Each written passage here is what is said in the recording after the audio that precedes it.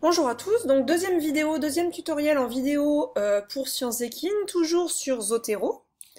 Donc l'idée là, ça va être de voir, donc dans la vidéo précédente, on a vu comment est-ce qu'on peut récupérer un article qui aurait été partagé au sein de l'association. Et là maintenant, on va voir comment est-ce qu'on peut ajouter un article que vous avez sur votre ordinateur. Alors pour ça, c'est vraiment pas pratique de le faire dans l'application en ligne et donc on va utiliser le logiciel. Donc là, j'ouvre le logiciel Zotero. Quand j'arrive dessus, ça ressemble à ça. Donc là, il y a ma bibliothèque, mais je l'ai fermée. Ça, ce sont mes articles qui ne sont pas partagés de recherche. Et là, il y a la bibliothèque de groupe et en particulier la bibliothèque Les Petits Scientifiques qui est partagée avec vous. Donc, si je retrouve la même chose que sur Internet. Par exemple, là, si je vais dans Déplacements, je retrouve, quand je clique sur l'un des fichiers, je vois apparaître toutes les propriétés. Je peux voir des notes s'il y en a qui ont été ajoutées. Alors je ne sais pas s'il y en a qui ont des notes dans ceux-là. Peut-être probablement pas. Voilà. Si je clique sur la petite flèche, je vois apparaître un fichier PDF là.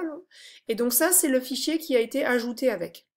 Maintenant, on va voir comment est-ce que nous, on peut ajouter un fichier. Donc pour ça, par exemple, prenons la catégorie éthologie. Pour le moment, il n'y a rien. Donc je vais dans Ajouter.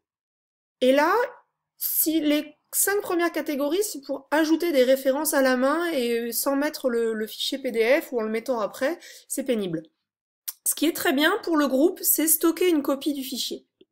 Donc je clique sur stocker une copie du fichier. Donc là, bon, j'avais déjà préparé, ça m'ouvre, je vais chercher dans mes dossiers l'article que je veux ajouter, je l'ajoute.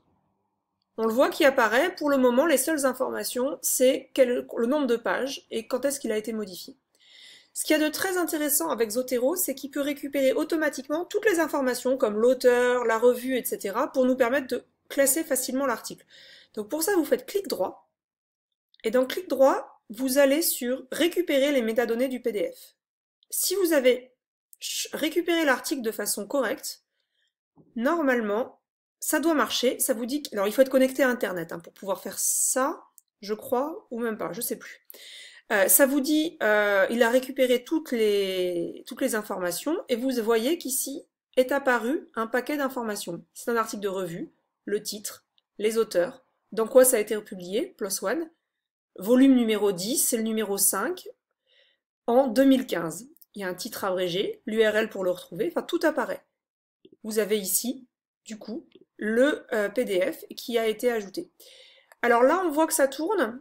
C'est en train de synchroniser avec le serveur Zotero, c'est-à-dire à partir du moment où j'ai ajouté l'article sur mon ordinateur, il faut que Zotero envoie cette information et télécharge l'article pour le mettre en ligne.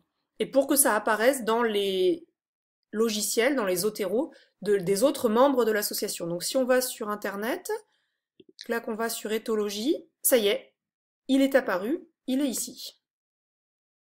Voilà, donc là nous avons vu comment ajouter un article dans Zotero en utilisant la commande stocker une copie du fichier.